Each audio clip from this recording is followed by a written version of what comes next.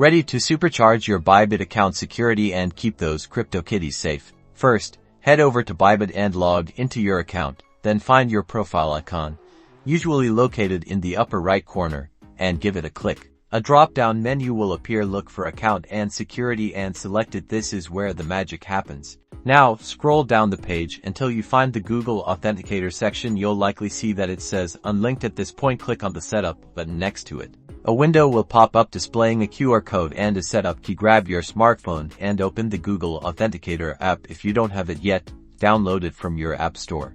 Within the Google Authenticator app, tap the button to add a new account. You can either scan the QR code displayed on your Bybit account using your phone's camera, or manually enter the setup key, which is the string of letters and numbers provided below the QR code.